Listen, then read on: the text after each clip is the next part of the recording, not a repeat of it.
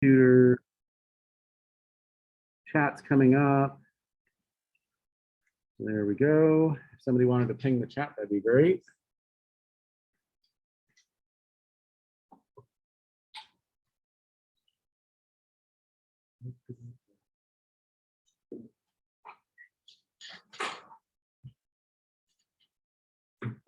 Okay, so we finished up our quiz over here in Lies land here. So, yeah, so.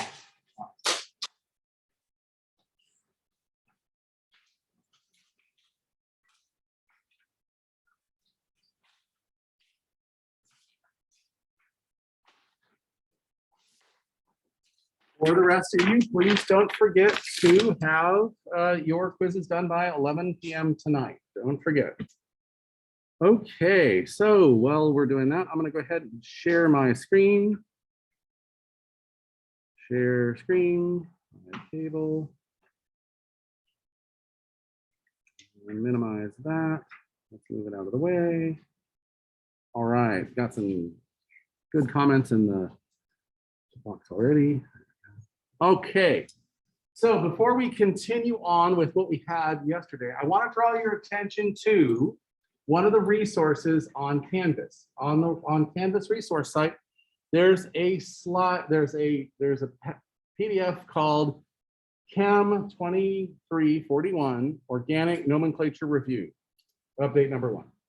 So what I want you to do is to, number 1, don't turn in your chapter 4 homework until Friday.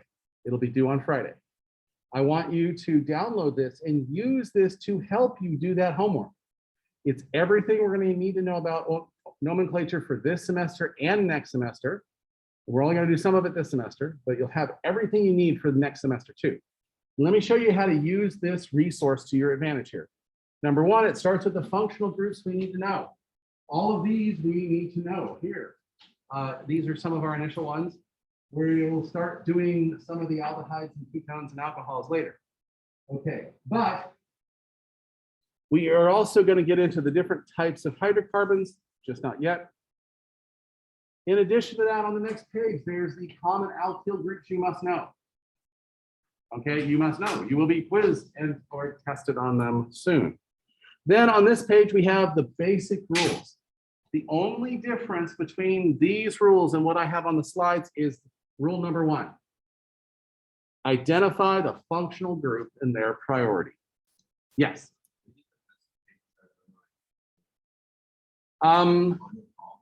That's a good question. I'm trying to come up with a mnemonic. Okay, I don't have it yet, but the idea is we're going to do them in the same way every time. In fact, we're not going to do anything up to this. So we only need to identify these first 7 rules right now. We only have to identify the first 7 rules right now and make sure we use them in that same order every single time. Okay. So let me just say that's probably the best way to do it. Okay. Now that rule number 1 says functional group and their priority. Well, there's a great little table here on the last page that I did right here. This covers every single functional group you'll use in both halves of organic chemistry. Okay. What's funny is we're going to start way down here at the bottom and find out that the aryl group, that little phenyl group, and the nitro group, and alkyl halides and alkyl groups and alkoxies here, none of them change the functional group of the compound. They're always substituents. So that means the first thing we have is alkanes, A-N-E. And then we're going to learn enes and ines soon. But then the next big functional groups we're going to learn are the amine and the alcohol. Okay. So then they go up from there to our ketones, aldehydes, carboxylic acids, and you can keep going up, keep going up. And once you get way up here to your carboxylic acid groups, but notice I also put the aromatic versions of them on here. So again, you won't need the aromatic stuff till next semester. But this is a valuable resource to have to help make sure you're naming things correctly. All right, going back to the list here. Okay, so we're going to go over these basic rules, and we're going to even learn bicyclo rules, which aren't on here, so I should put that on there.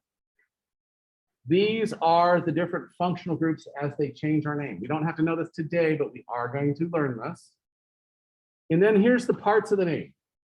The substituent is everything in front. The prefix is the number of carbons in the longest parent chain. I mentioned infix in class. That means the AN, the EN, or the YN if we have carbon-carbon single bonds, carbon-carbon double bonds, or carbon-carbon triple bonds, okay? And then the suffix tells you which functional group it is. Actually, the E at the end tells you it's a hydrocarbon. If you have an OL, it's an alcohol. If you have something else, that's where. So we're going to start using that method to help us identify every single part of the word.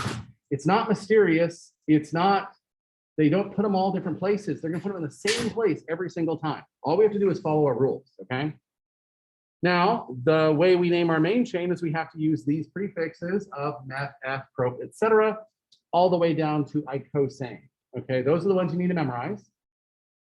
And, you know, from pent up, that's pretty easy because un deca means 110, dodeca means 210, trideca means 310. And so if you look at these right here, those are actually pretty easy to remember. The first four you got to remember, which is meth, eth, prop, and bute. Okay, so then this we're going to use a lot more on the next chapter. Yes, I have a question.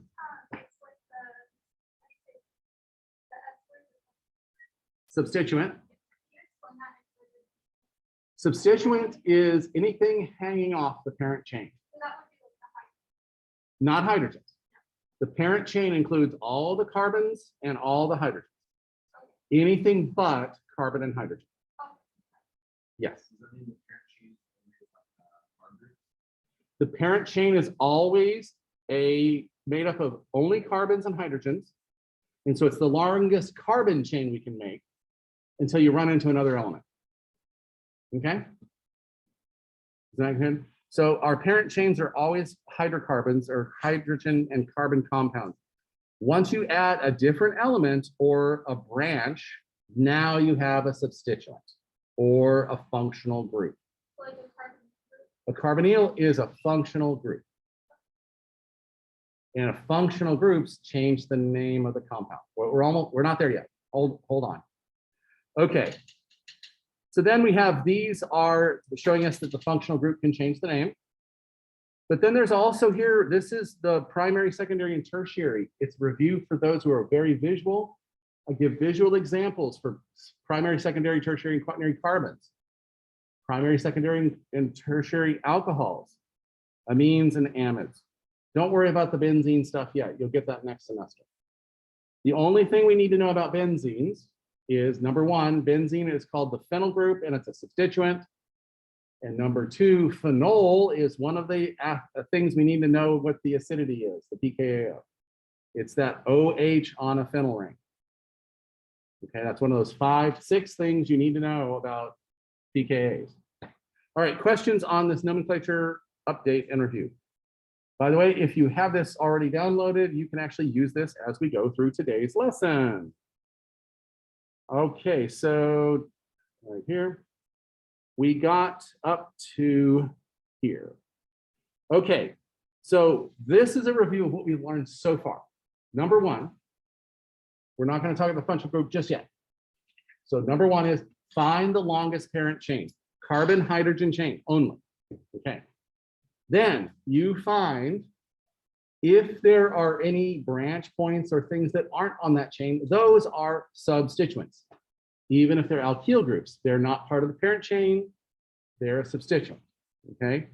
Then we learned how to name them. All substituents have the YL if they're hydrocarbons, and they'll have another name if there's something else. And we learned how to number the chain so that we have the smallest number set possible.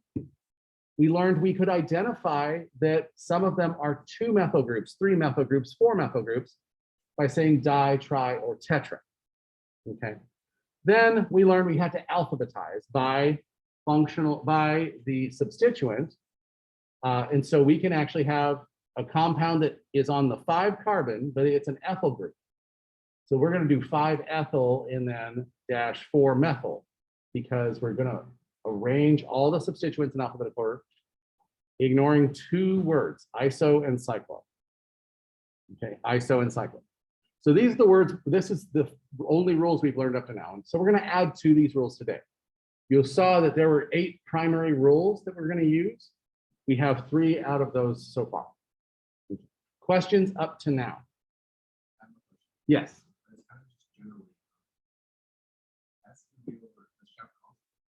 The test will be up to nomenclature of bicyclo compounds, which we're getting to today. Yes. On Monday. Monday's exam will be up to bicyclo compounds today. Okay. So let's talk about cyclo compounds. So we saw that straight chain hydrocarbons could be a bunch of different configurations, right? We could have them go in squiggly lines and all sorts of stuff, right? Well, one of the things we can do is we can actually just take them and turn them into a ring.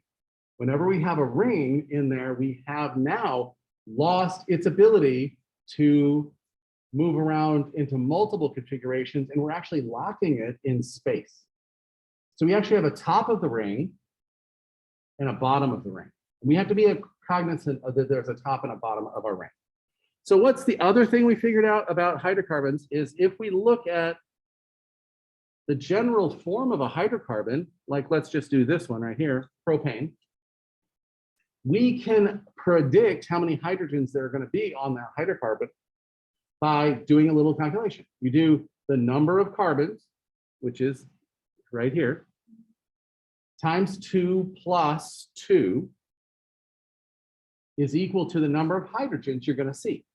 So if you have 10 carbons, you should have 22 hydrogens. If you have an alkane, that means no double bonds and no rings. Okay, so that being said, the general formula for a cycloalkane is CH2N. We lost 2 hydrogens. Well, if we had this propane right here and we had a hydrogen here, and we had a hydrogen here, we would have to break both of those bonds to make it a ring.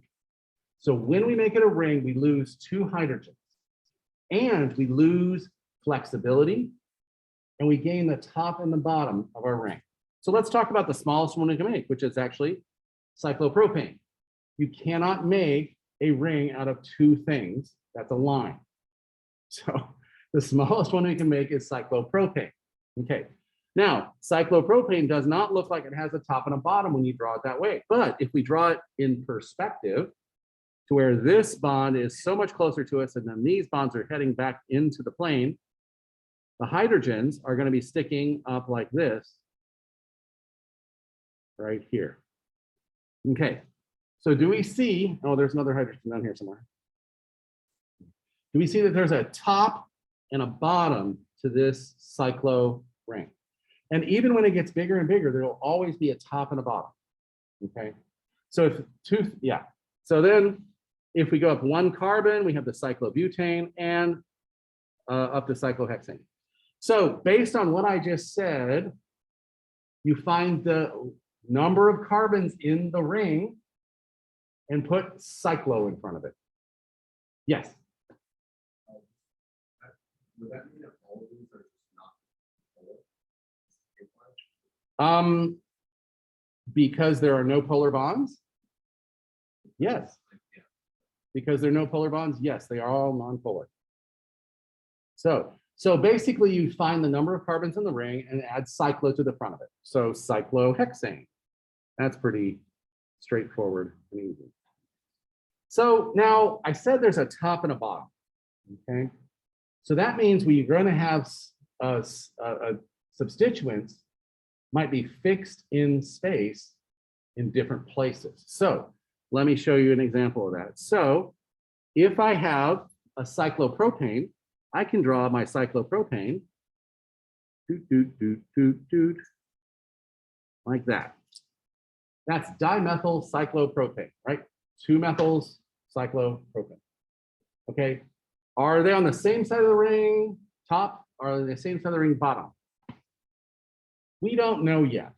We haven't drawn it stereochemically. We haven't drawn it in a spatial way to show us which is which. So what if I redraw this ring? And actually, I'm going to move this methyl group down here so our perspective is the same. I'm going to redraw it where this bond is going to be sticking out at us. Then we're going to have those two other bonds kind of splay out here, and then those last two come back into point. So what I wanted you to know is that these are coming out toward us and they're closest to us, right? So if we do that, we have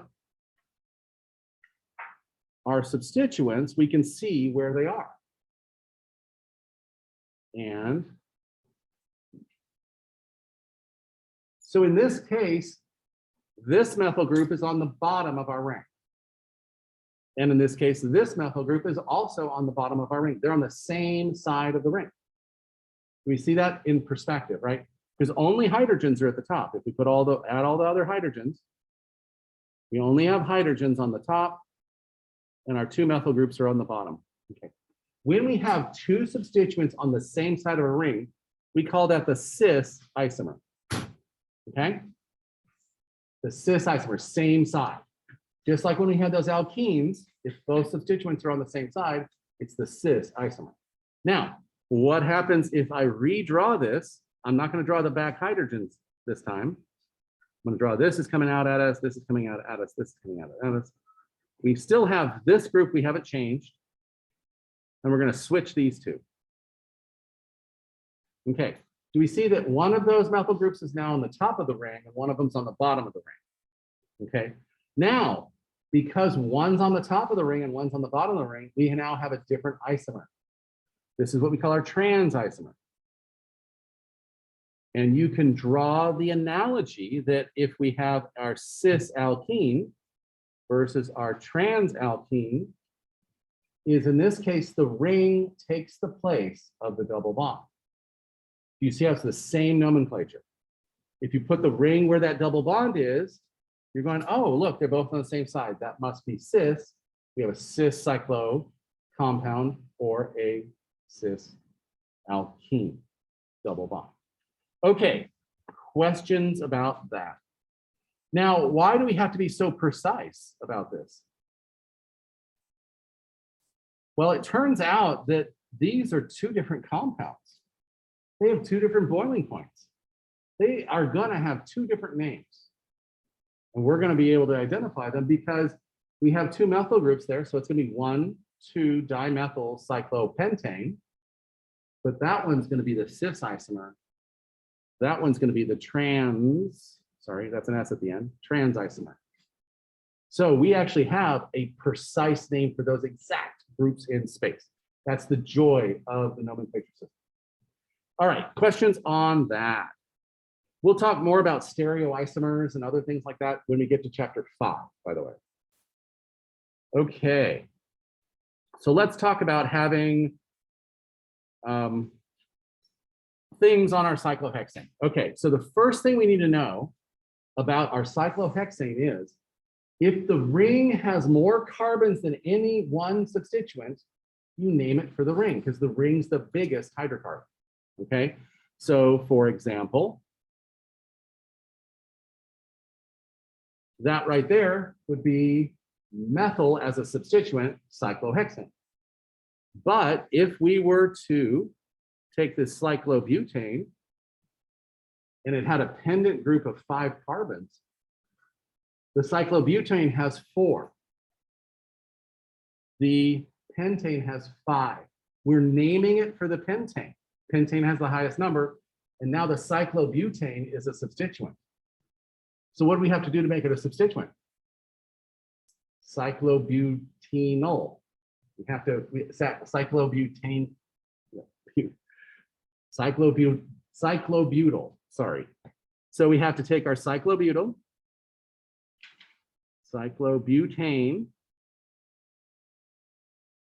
cut that off and add the YL, cyclobutyl. So now it's a substituent. So this is going to be cyclopentane, cyclobutyl pentane. And it's on that 1 carbon there, so it'd be 1 cyclobutyl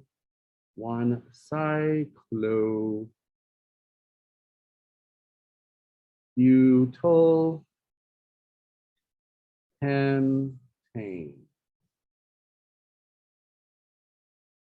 Okay, so be careful. If there is a longer substituent, it's named for the longer hydrocarbon. If the ring is the biggest number of carbons, use the ring. So that means we can do any cyclo with something hanging off of it, and that would be ethyl cyclobutane because the ethyl group is shorter. All right, so the cool thing is we don't have to say that this is one methyl cyclohexane. This is just one methyl, this is just methyl cyclohexane. Okay, but our rules are really precise. Well, the substituent's the only thing that's different, so it's automatically number one. It's automatically number one. So this is automatically one methyl, so the one is not needed. Okay. But what if you have two substituents on there? Well, we have two different ways to do that. Okay, so the first way we can do it is we can say, okay, let's go back to that compound here. One of those methyl groups is the number one. The other methyl group is going to be number two. You want to get the lowest number, right? So this would be 1, 2 dash dimethyl cyclopentane. Okay, 1, 2, it's not 1, 7, 1, 2. Okay, but what if instead of having that, we had a methyl and ethyl? Okay, this is the first place where we don't number things first, then alphabetize. Because either one could be one, we're going to alphabetize first. So that means the one is going to go on the lowest alphabetical site. So which is going to be our one, our ethyl or our methyl? It's going to be our ethyl, right? So this is our 1 carbon and this is our 2 carbon. So we're going to do it 1 ethyl, 2 methyl, cyclopentane.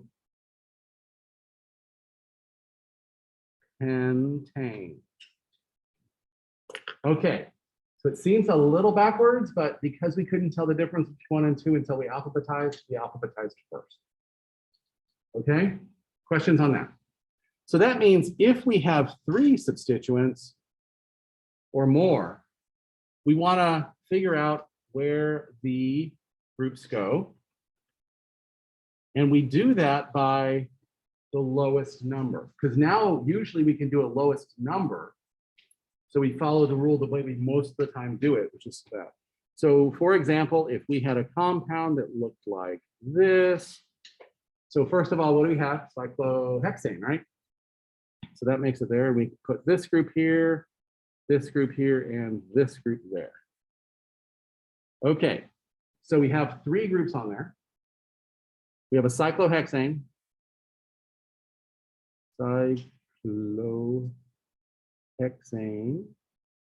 We have 3 groups. We have a methyl, an ethyl, and a 1, 2, 3 propyl. So when we put those in alphabetical order, we're going to put the ethyl first, the MNOP, the methyl second, and the propyl third. And yes, you may count on your fingers to alphabetize them. That's okay. Okay, so if we use the first rule, our number 1 would be here. So we'd have 1, 2, 3, 4.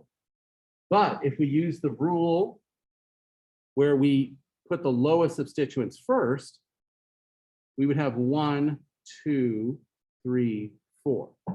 So which one are we going to use? The ones on the inside of the ring or the ones on the outside of the ring? We're going to use the ones on the outside of the ring because the lowest number rule comes first. In the case of just 2 substituents, they're going to be the same number no matter which. So that's the only time you have to alphabetize first. All other times you number first, alphabetize second. So that makes this our 2 methyl, our 4 ethyl, and our 1 propyl. So our final, oh yes, question. So you labeled 1 as propyl, so the one with the most would be the first. No. The numbering we have here is 1, 2, 4 versus 1, 3, 4. I'm sorry, I didn't draw attention to that, did I? Ha ha ha. If we label it from the inside, the numbers are going to be 1, 3, and 4. If we labeled it on the outside, it's going to be 1. It's going to be 1, 2, 4. So do you see how we're the lowest set of numbers? Yes, I'm just confused at why the highest number of like purple, the highest number of plots, but it's the one, it's we labeled it one. Okay, because to get the 1, 2, that gives us the first, we can't get a 1, 2 labeling from the ethyl. Oh, you mean why not start from the methyl? Yeah. Oh, let's do that too. That's a great questions. So let's do that. 1, 2, 3, 4, 5. So that would give us 1, 2, 5. And that number is higher than 1, 2, 4, which is lower than 1, 3, 5. Yes. Is there the longest chain like starting in the No, because you have to think of the ring as its own unit, it's a continuous unit. Okay. So because think about it, if you try to say, oh, I want to do the longest chain that does this right here, what happens to those? Those are, yeah, what is that? yeah. So we always do the cyclo first unless the chain is longer in number of carbons. Okay, good question. Yes. Is this sign alpha, or is it just ethyl will come first? Ethyl would come first. Yeah. Right. Or, So sorry. That's right. Ethyl will come first in the naming of it. In the final name. Yeah. So that's why I've assigned our numbers here. Those are our numbers for our different groups. That's why I do it in parent first, substituent second, numbers third, and now let's put the whole thing together. So the whole thing together is going to be even longer than the last one you thought was long. It's going to be 1. No, it's going to be 4 ethyl. Ethyl, no capitals. Dash. Let's see. Next comes MNOP. 2 methyl.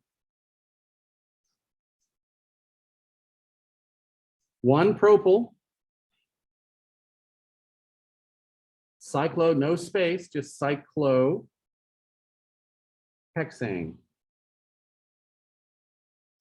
Okay, so we got our lowest set of numbers. We assigned all our substituents a number, then we alphabetized them in the final name. Okay. Some of these organic compounds are pretty big. Like Yep. It sounds like a nightmare for naming. But by doing this, I can write a name down on a piece of paper, email it to a friend of mine in Japan, and he can draw out the structure exactly the same way as I drew mine. Yeah. That's why we have to use all the rules in order. Okay. It would just be a confusing. Yes, if you've ever pulled out a prescription, one of those little pieces of paper that folds out into about the size of a car, and you actually look at the name of the compound, it goes on for like 7 lines. And they have all sorts of things you've never heard of, oxo, something, blah, blah, blah, blah, blah. You'll learn most of them in this class, but there's a whole bunch. Yeah, the names get very long, but you could start at one end of it. In fact, you'd start at the end and you'd start building the molecule and adding all the substituents. Okay. What would you recommend? So When naming it, find the parent chain first, substituents, number, and then alphabetize final. When drawing it, draw the parent first, figure out where your substituents are by putting them in after. You're going to put your first substituent on your lowest number, and your second substituent on your next lowest number. So you go backwards of how you name it is how you draw it. Yes. So we had like a 4-carbon. Yes. So that would be similar to this right here, where it would be the cyclobutyl group is the substituent because the pentane is longer. Yeah, but with So it'd be, okay, so that would be a little more challenging because we'd have to use a certain set of brackets. We're not there yet. We will learn that, but not today. So you can get more complex by adding brackets to say this entire substituent is this. And then this entire substituent is this, and they're both hooked on different parts of the parent. Okay, so I'm going to do one more example here. Yeah. Oh, sorry, question in the chat. Why is it named with N1? Why is what named with a 1? Here, on this example, or on this example? In this example, the 1 cyclobutyl is because it's on the 1 carbon of the pentane chain. In this example, it's because the lowest number that we could get was on that propyl, so the 1 was propyl. Okay, I answered it. Yay. Thank you for reminding me. It's really small on the screen over here. I need to blow it up. Okay, one more example.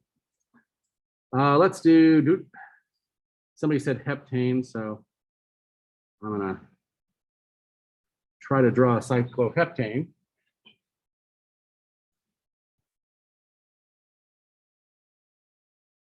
All right.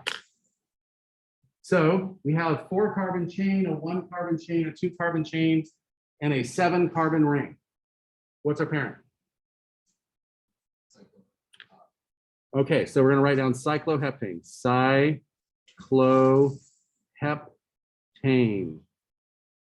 All right, now we're going to find our substituents. We have an ethyl, a methyl, and a 1, 2, 3, 4 butyl. So that cyclobutyl is a substituent on the pentane, but the butyl is a substituent on the cycloheptane. Okay, now we're going to find the number. Okay, let's do one color here. 1, 2, 3, 4, 5, 6, 7. So that's probably not it. Let's erase all those. Okay, so these two are together. Let's see if that gives us something. 1, 2, 3, 4, 5, 6. So that's a possible because we have the two closest. We have 2 substituents close together. Let's do another one. 1, 2, 3, 4. Okay, can we get any smaller than that? Let's do 1, 2, 3, 4. Okay, I think we've gone every way around we can. So the smallest number I see is 1, 2, 4. Does everybody see the 1, 2, 4 set? Okay, so we're going to use that because that's our lowest number set. And now we're going to assign our numbers to our groups. So that's 4 butyl. Our methyl group is on 2, and our ethyl group is on 1. Yes. Could you have also chosen the other 1, 2, 3, 4, or the other one? The other 1, 2, 3, 4. One where the butyl is the 1. Oh, 1, 2, 3, 4, 5, Oh, okay. or 1, 2, 3, 4. So that's 1, 3, 4 because the 2 doesn't have a substituent on it versus 1, 2, 4. So 1, 2, 4 is that. Correct. Not only better, correct. Not because they're closer together, because the number is a smaller set of numbers. So like 1, 2, 3 is a smaller set of numbers than 1, 2, 4. So if it was that way, but it's not. So now we do our last rule, which is alphabetized. So we end up with our final name being, let's see, 4 butyl dash 1 ethyl dash 2 methyl and no dash at this point. Now it's just cycloheptane.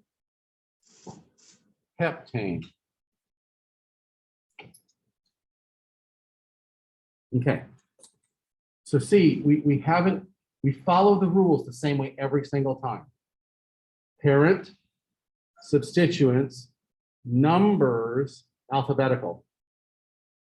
That weird situation with the two things on the cyclo group, we really could have just, they still are 1 and 2, but when we do the alphabetical, it just switches the numbers. Question. So when you're numbering, like on the inside, you go 1 to 6, how come like on the outside you stop it? Like, why- Because there are no other substituents. We've already accounted for all the substituents. I keep counting until we're done with substituents. And that tells us kind of when we have a lowest number too, right? So for example, we can continue counting around here, 1, 2, sorry, in this one here, 2, 3, 4, 5, 6, 7, but we don't have a substituent on 7. So we don't have to go that high. So that's why I only go until we run out of substituents. So if you were like go that way, if you remember, you would have stopped at 6. You would stop at 6, right? However, you would look at that number set and say, I have a 1, 5, 6. That's higher than my 1, 2, 4. So I can't use that numbering system. You always want to find the lowest. Always want to find the lowest. And usually it's not, too terribly hard. You just got to use numbering them a couple times, going around or going through things, and you'll get it just fine. Okay, there's a question on the chat here. Why can't the butyl be first and the methyl and the ethyl be fourth? So you want to number it right here where we go, let's see, blue, 1, 2, 3, 4. If we number in that direction there, we have the number set of 1, 3, 4.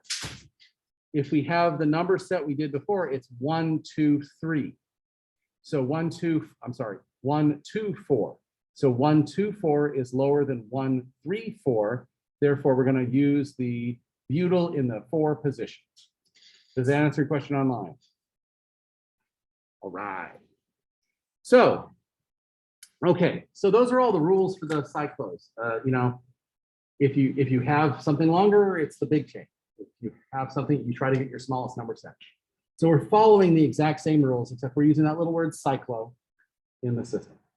Now, what happens if you started with a ring and you accidentally made it another ring next to it? Well, that's a bi-cyclo compound, having 2 cycles. Whenever you have bi-cyclo compounds, they have a different naming structure, okay? So let's show you 3 different bi-cyclo compounds. The first bi-cyclo compound I want to show you is, we started with cyclobutane. We added 2 more carbons, but made another circle. Boom, bicyclo. The 1 butane, cyclobutane, and then we made another cyclobutane. Okay, the other thing I want to draw for you is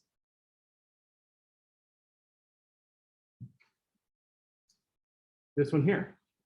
I had a cyclohexane, then I put a CH2 group in between 2 of the carbons. Okay, so these are both bi-cyclo compounds. They each make 2 cycles. Okay, and my last one,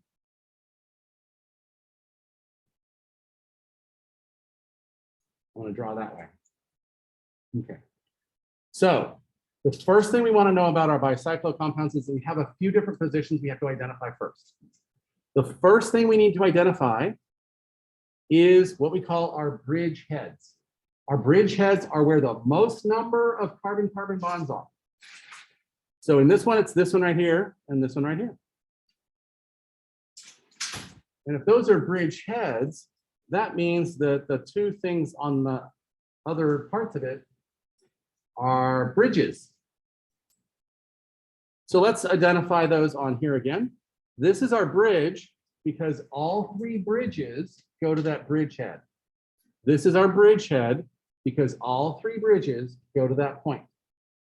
This is also a bridge head because all 3 bridges go to that point. I'm going to call this bridge A, bridge B, and bridge C.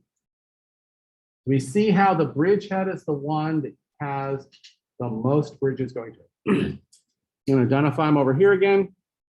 This is our bridge head. And A, B, and C are our bridges. Oh, those are the same compound. Exactly. I was about to Yeah, I was trying to get another bond in there somewhere. Let me add another bond. There we go. No, that's the same thing. say. Boy, chemistry's hard. No, okay. There we go. Now, one of them has 2 carbons. This bridge over here, let's start back over here. This bridge has 2 carbons in it. Okay? So we're going to call that a 2-carbon bridge. This bridge right here has 2 carbons in it. We're going to call that a 2-carbon bridge. So what's A? It's a 2-carbon bridge. What's B? 1. And what's C? 2. Okay. So over here, we have A, B, and C again. So this is going to be a 2-carbon bridge, a 1-carbon bridge, and a 3-carbon bridge. So we have to tell the difference between all the different bridges. Okay. So we have a thing that we say that when we have these bridges, we identify them with a number in a bracket. And in the case of this compound here, we always start numbering. We always start putting the numbers of the bridges in at the highest first. So in this case, for this sample here, it's going to be 2. Then we put a dot. So we have 1 2-carbon bridge, 1 2-carbon bridge. So we're going to put another 2. We're going to put a dot, and then we have 1 1-carbon bridge, dot, and then we close the bracket. Ooh, cool. So now we have a method of drawing our compound. But wait, hold it. We still don't know what the name is, right? So what we do is we count the total number of carbons in the entire bicyclo structure. 1, 2, 3, 4, 5, 6, 7. There's a total of 7 carbons in that structure. So it's a cyclo compound. No, wait, hold it. It's a bicyclo compound. It has 7 carbons. So what's its name? Bi, not goodbye. Bi as in 2. Bicycloheptane.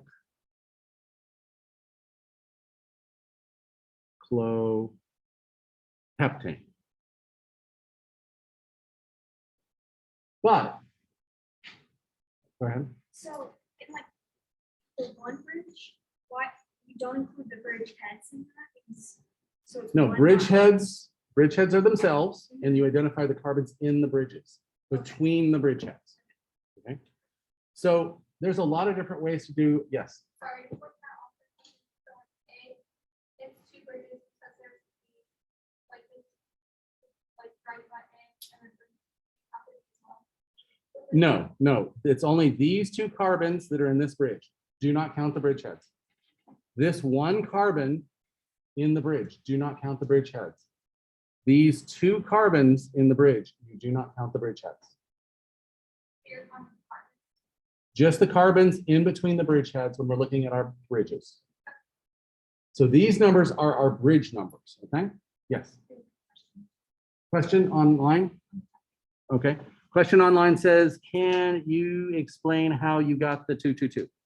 Okay, so like I was saying before, in this compound right here, we have 2 carbons between this bridgehead and this bridgehead. So that bridge is identified as 2 carbons. We had 1 carbon between the 2 bridgeheads, and that identifies it as 1. And now we have 2 carbon between the same 2 bridgeheads. So that bridge is a number 2 bridge. And then we put them in number order, highest to lowest. And then we put it at the beginning of our compound, 2.2.1. Okay, did that explain the answer for you online, please?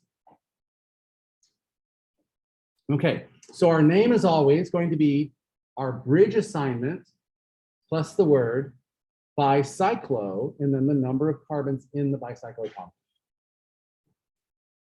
Okay, so that being said, oops. Let's talk about how to name it. Oh, go ahead. On the example that you were showing before, Uh-huh.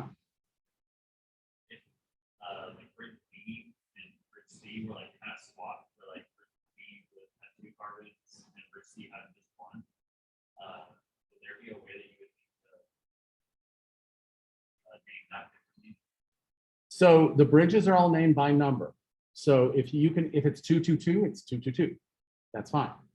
So you can always identify how many carbons are in your bridges by that number. Let me show you the rule. Let's go through the rules one more time. And I think that'll answer your question. Okay. So the rules are, we identify the parent name, which is all the carbons in the system. So let's do this one right here. We're going to draw the funnier one we already started with.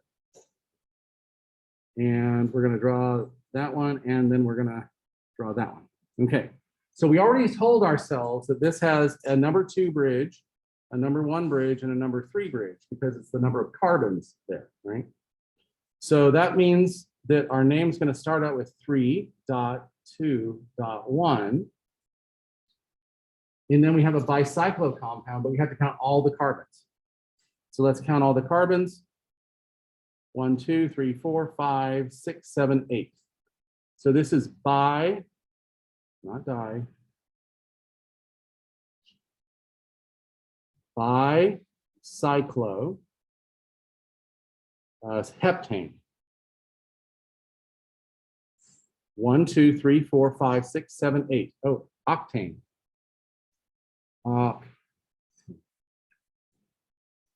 Cycloalkane. Notice we don't double the O. Octane. Okay, so we identify using the carbons in each, numbering the number of carbons in each of the bridgeheads. 2 here, 1 here, and 3 here. We put them in our brackets, and we string this entire thing together. Now we have to figure out how to add substituents. But let me ask you a question. What would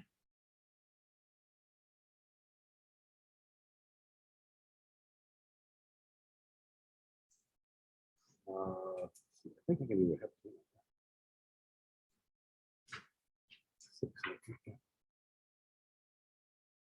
Bicyclooctane look like? What would bicyclooctane look like? Ooh, here's how to draw a bicyclo compound with just the thing. We're going to draw a bridgehead. We're going to draw a bridge with 2 carbons on it.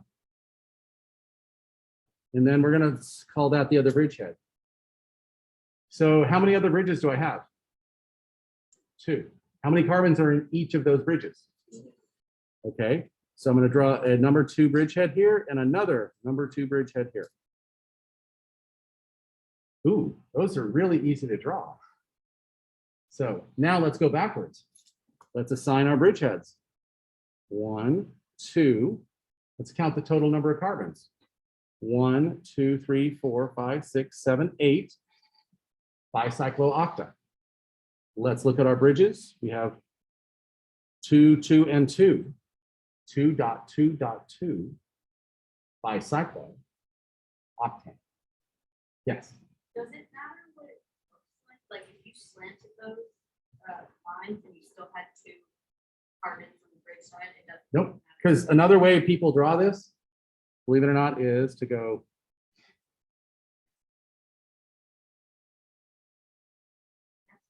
So there's 2 carbons here, 2 carbons here, and 2 carbons here.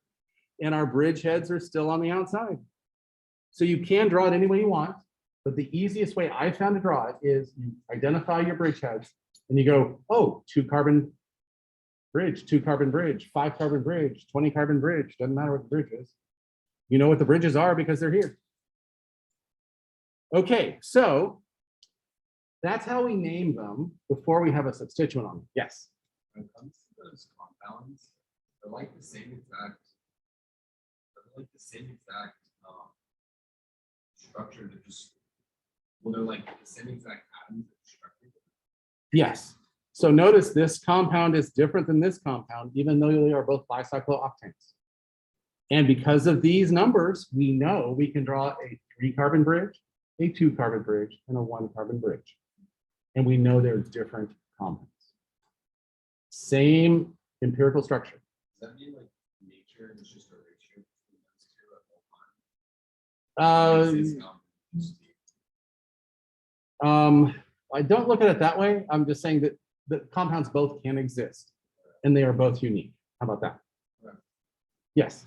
So the three is the amount of carbon, but then it would be a two, like for the bridge. The things in brackets are only the carbons of the bridge. See how this bridge has 3 carbons? That's this 3. This bridge has 2 carbons, that's this 2. This bridge has 1 carbon, that's that 1. You don't count the bridge heads. The bridge heads tell you where they're hooking up. So see how there's 1 carbon, 2 carbons, and 3 carbons between those 2 bridge heads? But you do know it's two bridges. Yeah, the bridge heads are where you're numbering off of. So bridge heads count by themselves. And then my bridge has 1, 2, 3 carbons. So imagine you're spanning a gap, right? You have 2 sides of a canyon. How many carbon atoms do you have to put in between to get from this side to that side? That's your bridge. Okay, so the last thing you need to learn before we go off to our exam is where to put substituents. Okay, so let's do first of all, let's do this 3, 2, 0. Okay, wait, I didn't talk about 0 yet. Compound. Okay, so let's draw a bridgehead and a bridgehead and do 1, 2, 3. And let's draw our second one, 1, 2. How are we going to get a 0? Well, 0 carbons in between it. It gives us back that fused bicyclo compound. So our fused bicyclo compounds have a 0 in them because there's 0 carbons between the bridgeheads. Okay, so this one would be 1, 2, 3, 4, 5, 6, 7. So this would be bicycloheptane.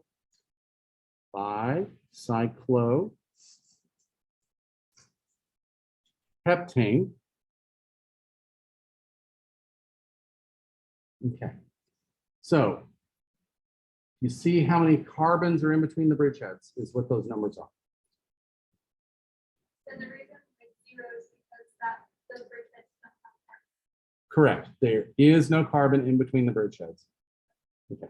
So let me draw one more carbon, one more example, and then I'm going to show you how to number the substituents. It's kind of like our regular rule, but it's slightly different. Okay, I'm going to draw this one here with 1 carbon there, and actually I'm going to draw it this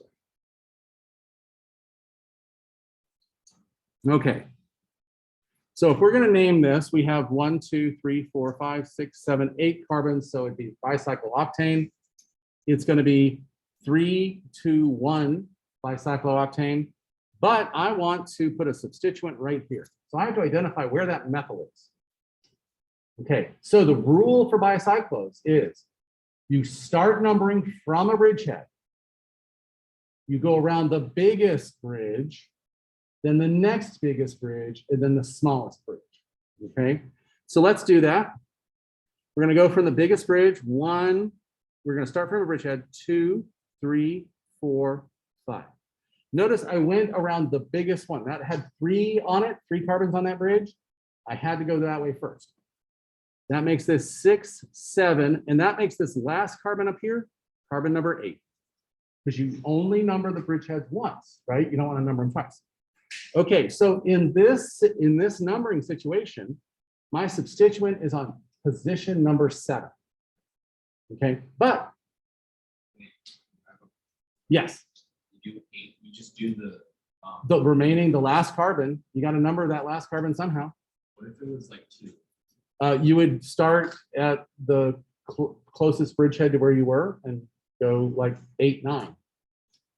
So for right here, if we added a carbon here, we have 7 here. This would become 8, and this would be 9. Okay. Okay.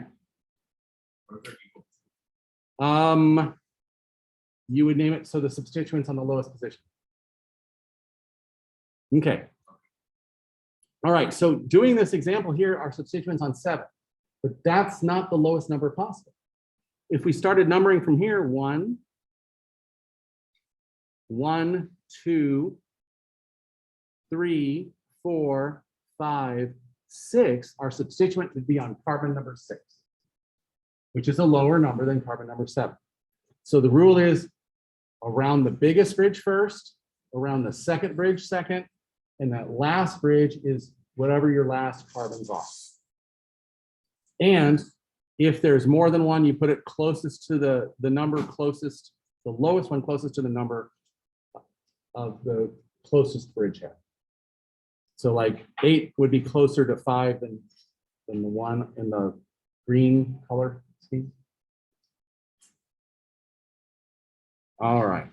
So that's the last thing I want to talk about today, bicyclostructures.